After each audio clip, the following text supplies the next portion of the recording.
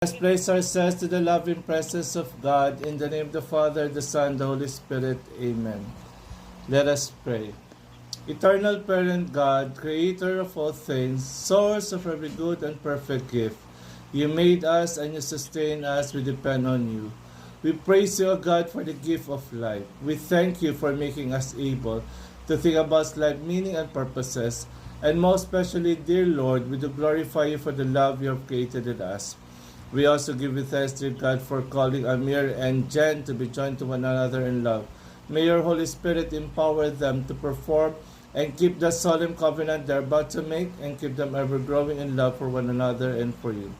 We ask this in the name of Jesus Christ, in union with the Holy Spirit, one God, forever and ever. Amen.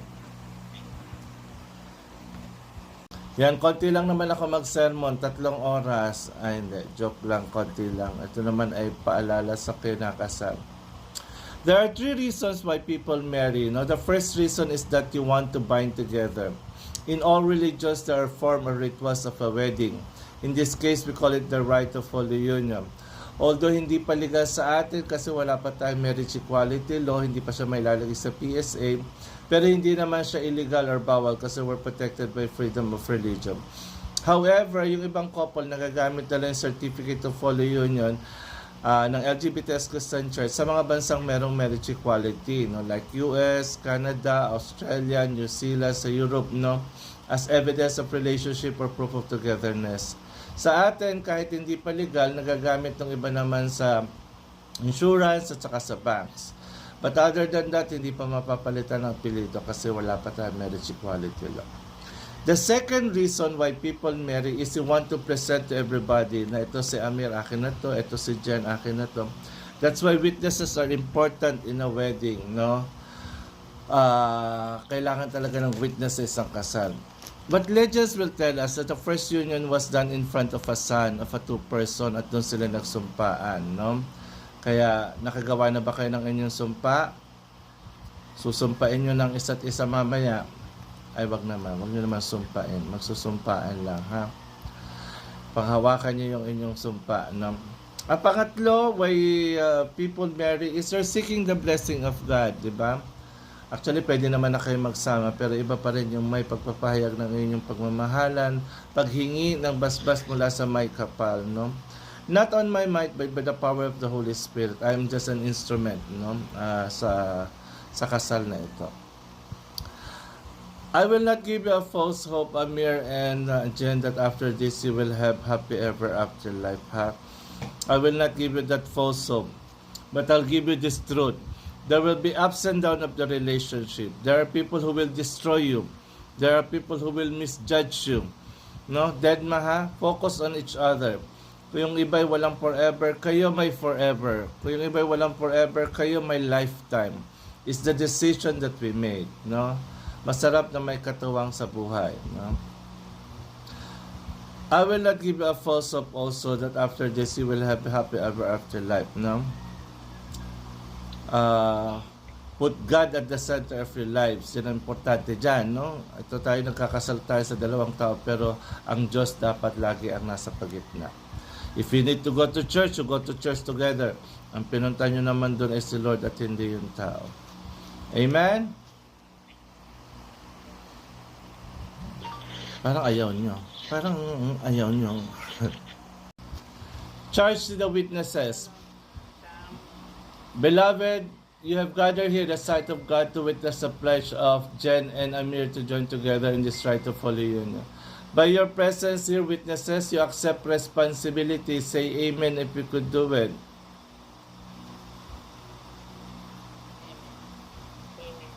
Parang ayaw niya rin. Napilitan din kayo. You are called to rejoice with them in their happiness. To God, you are called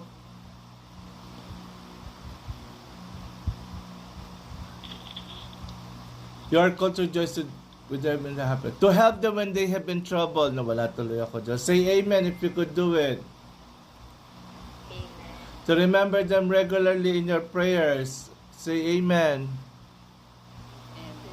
Amen. And in all things offer your love and support as a community for them. Say amen. Okay, sige. Paki-close na ulit yung ano ninyo, yung inyong mic. Amir and Jen, you are here before us with your friends and family and with this church to affirm your choice that you have made of each other as a life mate. By standing here before us, you affirm that it's your intention to establish a home and create a new family on the foundation of your love. Now, out of a tangled world, you have been drawn together. I ask you not to declare your intention. I'll start with Amir. Amir, sagutin mo ako ng malakas na I do. Amir, knowing of no reason why you may not be united with Jen, do you find within you a special love for her that convinces you that you want to spend the rest of your lives together? I do. Do you also find within yourself the courage and conviction to resist the many deaths by which love can die? Amir, I do. are you willing to love her in her unique fullness and to take the risk and to accept the vulnerability of that love again and again and again? Amir. I do. Okay. Ba't pahina ng pahina? Jen, knowing of no reason why you may not be united with Amir, do you find within you a special love for her that convinces you that you want to spend the rest of your lives together? Ha? Lakasan mo. Ay, Diyos ko. Nalunok na yata ang sinabi niya. Do you also find within yourself the courage to Ulitin ko. Amir, knowing of no reason why you may not be united with Jen, do you find within you a special love for her that convinces you that you want to spend the rest of your lives together? Naku, hindi pa. Jen, knowing of no reason why you may not be united with Amir, do you find within you a special love for her that convinces you that you want to spend the rest of your lives together? Jen? Sagutin mo. I do, Father. Ay, yung witnesses nyo sumasunod. Papasalamat po sa ito po yung araw na i-create ka sa buhay ko kasama ang mga witness at si Father at pangako po na mamahalin ko po si Lynn hanggat ako'y buhay at hindi po sasaktan at ano ba, hindi ko ba hindi lang ba babae. Ayun nga. Okay, taas mo. Alam mo sa iglesia gano'n, pag nakakasunod. Okay pa. Salamat po ako nang nakilala ko si Jen at nagbigay ko sa akin ng panibagong buhay at nagbagong po ako dahil po sa kanya at sinusumpa ko po sa kanya na hindi ko po siya lulukuin sa habang buhay ko po siyang mamahalin. Promise. Okay, palakpakan naman natin Salamat sila. po.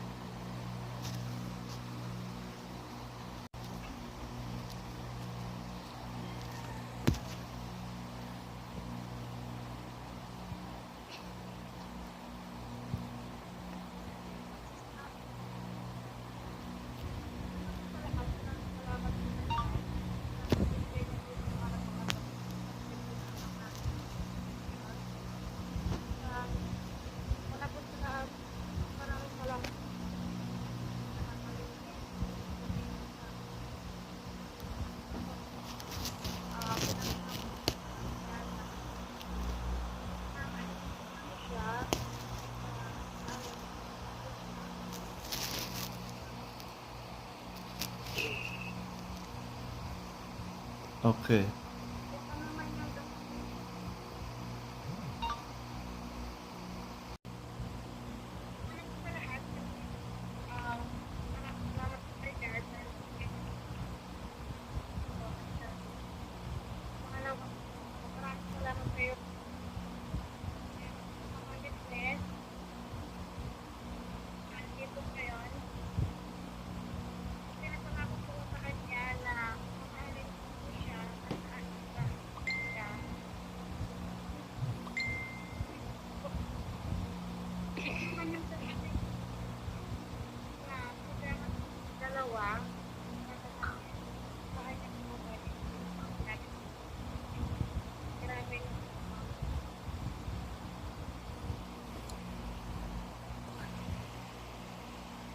Okay na? This race marks the beginning of a life journey together. Pakita niyo. A journey filled with wonder, surprise, laughter, tears, celebration, sorrow, and joy. These rings are circles symbolic of that which is without begin or end. Amir, repeat after me. With this ring, Amir, repeat after me. With this ring. Amir, repeat after me. With this ring. Itong ring na po to ay tanda ko ng pagmamahal ko sa Kailin. Kay Ginalyn. At ibibigay ko po para po sa pagmamahal ko.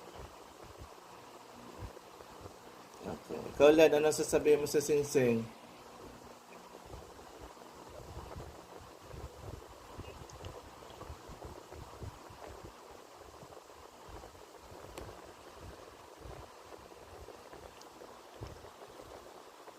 The Son of the Holy Spirit.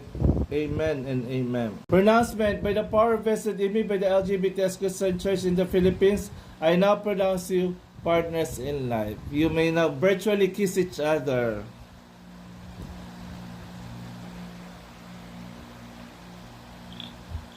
Ayan, sige na. Ikaw, wala pa tinatanong mo.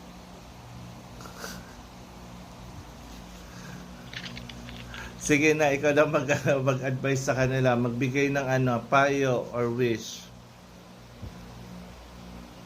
So, Amir, ano ka na? Halimutin ni. Dapat, ano yung ayaw niya? Walang lalagay sa batas para magkaintindi. Yung isa, umipilit. Yung isa naman, hindi rin yung isa yung gagawin mo. Tapos para kung may gusto mo din, paalam ka. May gusto mo din, ipaalam. Kasi na kayo doon. Dapat magpaalam ako. Thank you. Salamat.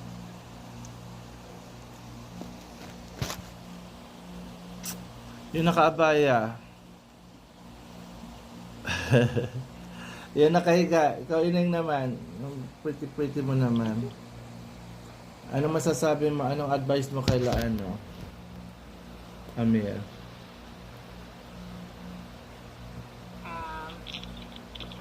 Then, alam mo, hindi maganda yung pag-aasawa. Pero, ginusto nyo yan, panindigan nyo. Okay,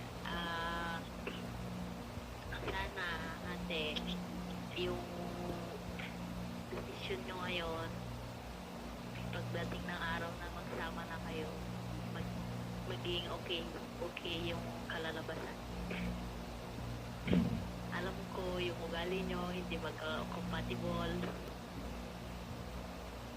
pero maayos na naman yan pag nag-usap kayo. Yun lang. Thank you. Thank you. Thank you. Eto na, lumabas na si Yang pa. Yang, ikaw daw.